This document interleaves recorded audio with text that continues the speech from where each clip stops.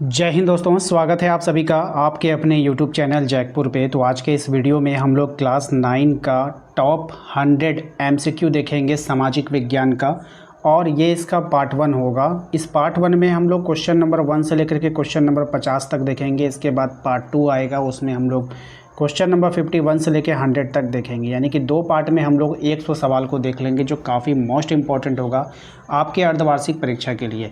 तो चलिए शुरू करते हैं हम। और यदि आप हमारे चैनल पे पहली बार विजिट कर रहे हैं तो सब्सक्राइब कर लीजिए, बेल आइकन को प्रेस कर लीजिए, ताकि आने वाली हर एक वीडियो का नोटिफिकेशन आपके मोबाइल पे जाता रहे। तो स्टार्ट करते हैं हम लोग। देखते हैं आज का पहला सवाल आपके स्क्रीन पर आ चुका है। पहले सवाल में आपसे बोला गया है कि फ्रांसीसी क्रांति कब हुई थी। तो फ्रांसीसी क्रांति जो हुई थी वो हुई थी आपकी ऑप्शन नंबर बी 1789 में। तो 1789 में आप लोगों का क्या हुआ था, फ्रांसीसी क्रांति हुआ था, याद रखना है। क्वेश्चन नंबर 2 पे आते हैं कि भारत का कुल क्षेत्रफल कितना है।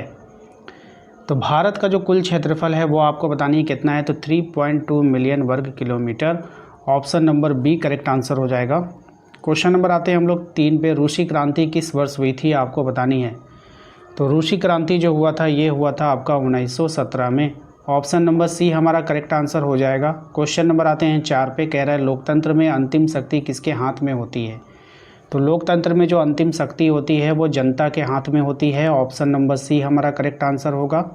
क्वेश्चन नंबर आते हैं 5 पे, कहा गया है कि भारत का अक्षांशीय विस्तार कितना है। तो भारत का जो अक्षांशीय विस्तार है वो 0 से 90 डिग्री होता है। ऑप्शन नंबर डी हमारा करेक्ट आंसर होगा। क्वेश्चन नंबर आते हैं हम लोग 6 पे, कह रहा है संविधान निर्माण का कार्य किस संस्था ने किया था। तो संविधान निर्माण का जो कार्य किया था वो किया था संविधान सभा ने किया था। ऑप्शन नंबर बी हमारा करेक्ट आंसर होगा। क्वेश्चन नंबर आते हैं 7 में, कहा गया है कि पालमपुर गाँव की कहानी में मुख्य उत्पादन क्रिया क्या है। तो यहाँ पर हो जाएगा आपका ऑप्शन नंबर बी कृषि, यानी कि वहाँ पर अधिकतर लोग कृषि कार्य में लगे हुए थे। क्वेश्चन नंबर आते हैं 8 पे, कह रहा है मनुष्य और नागरिक अधिकारों की घोषणा किस क्रांति से जुड़ी हुई है। तो ये जुड़ी हुई है आपका फ्रांसीसी क्रांति से। ऑप्शन नंबर बी हमारा करेक्ट आंसर होगा। क्वेश्चन नंबर आते हैं 9 पे, कहा गया है कि भारत की मानक समय रेखा कौन सी है। तो भारत की जो मानक समय रेखा है वो है आपका 82.30, ठीक है, यानी 82.5 डिग्री, याद रखिएगा। क्वेश्चन नंबर आते हैं 10 पे, इसमें कहा गया है कि कम्युनिस्ट मैनिफेस्टो किसने लिखा है। तो कम्युनिस्ट मैनिफेस्टो को लिखा है कार्ल मार्क्स एवं एंगल्स ने, ठीक है। क्वेश्चन नंबर आते हैं 11 पे, कहा गया है लोकतंत्र की मुख्य विशेषता क्या है। तो लोकतंत्र की जो मुख्य विशेषता है जनता द्वारा शासन। ऑप्शन नंबर ए हमारा करेक्ट आंसर होगा। क्वेश्चन नंबर आते हैं 12 पे, इसमें कहा गया है कि भारत का सबसे पुराना पर्वत कौन सा है। तो भारत का जो सबसे पुराना पर्वत है वो है आपका अरावली। ऑप्शन नंबर बी हमारा करेक्ट आंसर होगा। क्वेश्चन नंबर आते हैं हम लोग 13 पे, संविधान सभा की पहली बैठक कब हुई थी।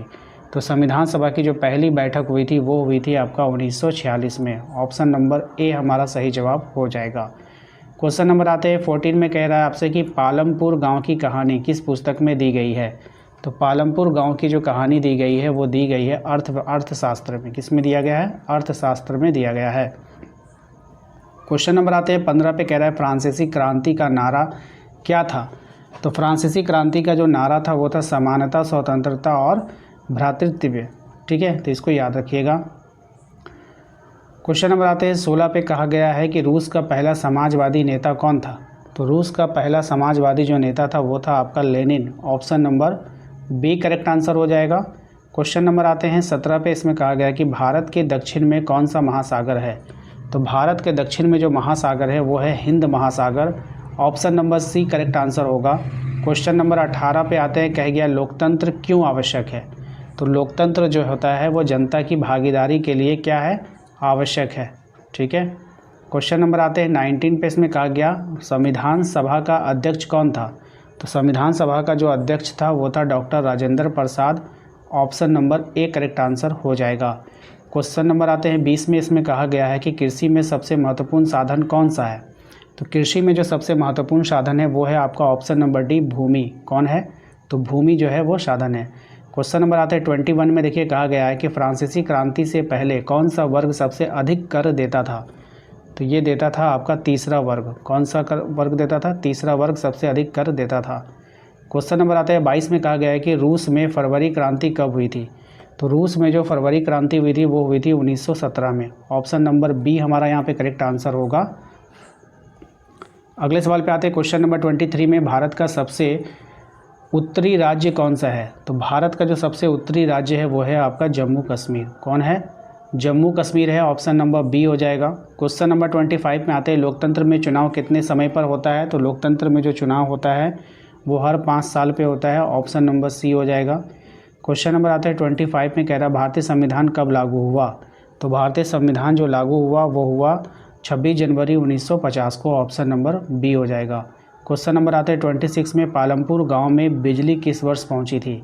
तो पालमपुर गांव में जो बिजली पहुंची थी वो पहुंची थी 1974 में। ऑप्शन नंबर सी हो जाएगा।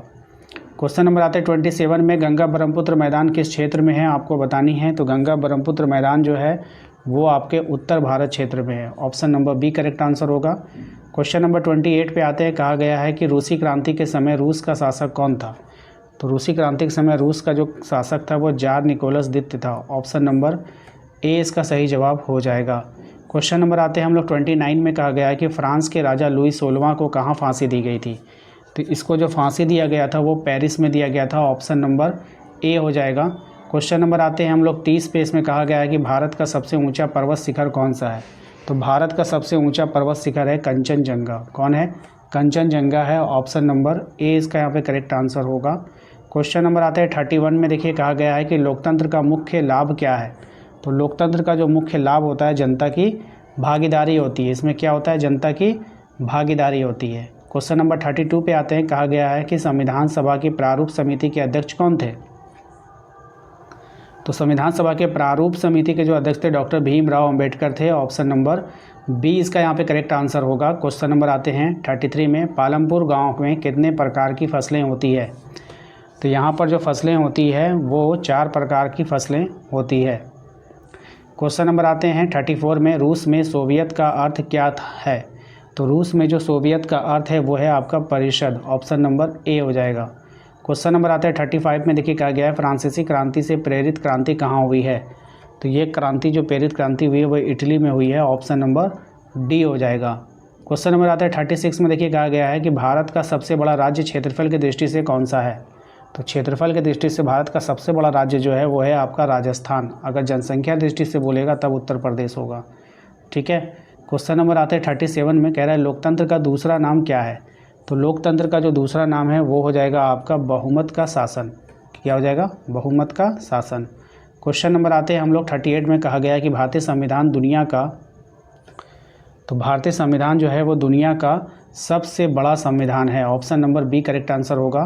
क्वेश्चन नंबर आते हैं 39 में। कहा गया है कि पालमपुर गांव किस राज्य में स्थित है? अब ये जो पालमपुर गांव है ये कौन से राज्य में है? तो उत्तर प्रदेश राज्य में स्थित है।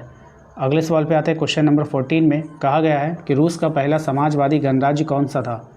तो रूस का पहला समाजवादी गणराज्य था वो था आपका सोवियत संघ। कौन था? सोवियत संघ था। क्वेश्चन नंबर आते हैं 41 में। देखिए कहा गया है कि फ्रांसीसी क्रांति किसके विरुद्ध थी? अब ये जो फ्रांसीसी क्रांति हुआ था ये किसके विरुद्ध था? तो सामंतवाद निरंकुश शासन के विरुद्ध था। ऑप्शन नंबर सी हो जाएगा। क्वेश्चन नंबर आते हैं 42 में। देखिए कहा गया है कि भारत के पश्चिम में कौन सा देश है? तो भारत के पश्चिम में जो देश है वो है आपका पाकिस्तान। ऑप्शन नंबर बी हो जाएगा। क्वेश्चन नंबर आते हैं 43 पे। कहा गया है लोकतंत्र की सबसे बड़ी कमजोरी क्या है? तो लोकतंत्र की जो सबसे बड़ी कमजोरी है वो है निर्णय लेने में समय लगता है। ऑप्शन नंबर ए हो जाएगा। क्वेश्चन नंबर आते हैं 44। कहा गया है संविधान सभा की उद्देश्य प्रस्तावना किसने प्रस्तुत किया था? तो ये जो प्रस्तावना को प्रस्तुत किया था वो किया था जवाहरलाल नेहरू ने प्रस्तुत किया था। क्वेश्चन नंबर आते हैं 45 में। देखिए कहा गया है कि पालमपुर गांव में किस प्रकार की खेती होती है? तो पालमपुर गांव में जो खेती होती है वो होती है आपका गहन खेती। कौन सी खेती होती है? तो गहन खेती होती है। क्वेश्चन नंबर आते हैं 46 में। कहा गया है कि रूस में रेड आर्मी का गठन किसने किया? तो रूस में रेड आर्मी का जो गठन किया ट्रोट्स्की ने किया था। ऑप्शन नंबर बी हो जाएगा। क्वेश्चन नंबर आते हैं 47 में। कहा गया है कि फ्रांसीसी क्रांति की शुरुआत किस घटना से मानी जाती है? अब यहाँ पे घटना का जिक्र किया है तो ये था बास्तिल के किले पर आक्रमण। ऑप्शन नंबर ए हो जाएगा। क्वेश्चन नंबर आते हैं 48 में। कहा गया है कि भारत के पूर्व में कौन सा देश है? तो भारत के जो पूर्व में देश है वो है आपका म्यांमार। कौन सा देश है? तो म्यांमार है। नेक्स्ट है आपका 49 लोकतंत्र का आधार किसे माना जाता है? यानी 49 में लोकतंत्र का जो आधार है वो किसको माना जाता है आपको बताना है। तो जनता की इच्छा को। किसको माना जाता है? जनता की इच्छा को माना जाता है। Question number 50।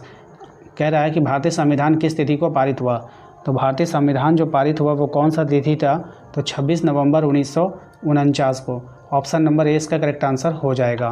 तो आशा करते हैं आप लोगों को आज का ये वीडियो पसंद आया होगा। वीडियो अच्छा लगा तो वीडियो को लाइक करना है, चैनल पे पहली बार आए हैं सब्सक्राइब कर लीजिए, बेल आइकन को प्रेस कर लीजिए ताकि आने वाली हर एक वीडियो का नोटिफिकेशन आपके मोबाइल पे जाता रहे।